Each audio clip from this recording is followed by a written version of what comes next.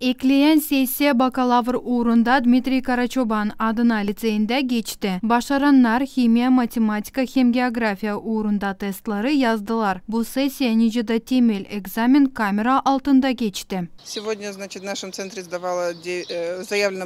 Bugün 9 kandidat lazımdı testleri yazsınlar ama geldi sadece 5 onların arasından. Bugün onlar yazdılar kendi başına ayıran dersi. Kimya, matematika hem geografiya. Egzamin hepsi kanunlara göre geçti.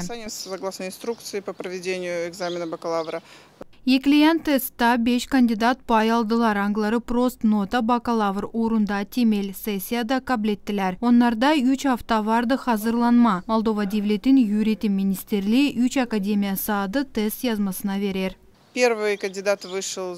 İlk kandidat 1 saatten sonra çıktı egzaminden. Öbürleri hepsi 3 saat testi yazdılar. Biz umutlanırız onlar isla yazdılar. Onlarda 3 hafta vardı. Biz biliriz onlarda iyi notalar olacak. Değil sadece bizim liseyin uşaklarında ama hepsinde.